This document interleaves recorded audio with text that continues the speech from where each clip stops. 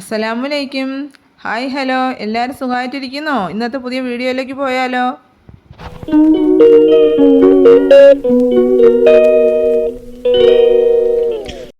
ഇന്ന് ഞാൻ തയ്യാറാക്കാൻ പോകുന്നത് വാഴപ്പിണ്ടി തോരനാണ്. അതിനുവേണ്ടി വാഴപ്പിണ്ടി എടുക്കാൻ പോയാലോ?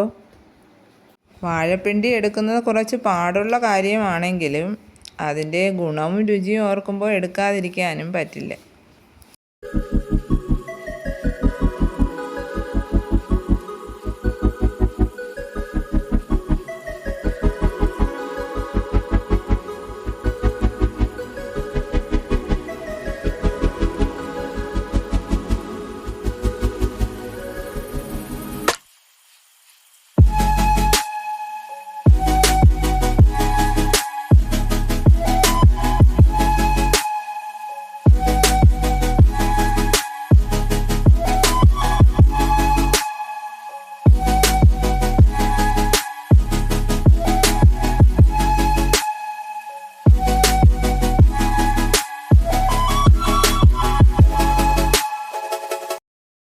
വാഴപ്പിണ്ടി എടുത്തു. ഇനി വീട്ടിലേക്ക് പോകാം. വാഴപ്പിണ്ടി അരിഞ്ഞ് റെഡിയാക്കി തരുന്നത് എൻ്റെ ഉമ്മായാണ്. കറിക്കുള്ള പച്ചക്കറിയെല്ലാം ഉമ്മായാണ് അരിഞ്ഞു തരുന്നത്.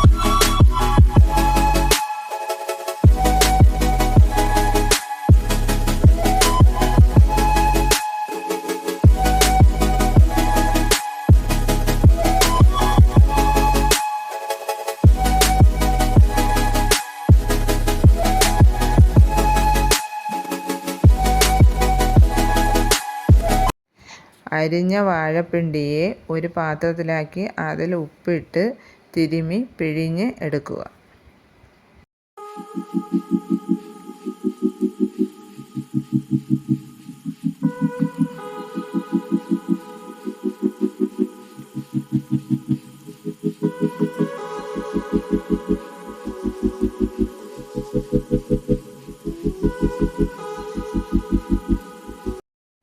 വാഴപ്പിണ്ടി തോരന് വേണ്ടുന്ന അരപ്പ് തയ്യാറാക്കാം. ജാറെടുത്ത് തേങ്ങയും മഞ്ഞൾപ്പൊടി, പച്ചമുളക്, വെളുത്തുള്ളി, കറിവേപ്പില എന്നിവ പൊടിച്ചെടുക്കുക.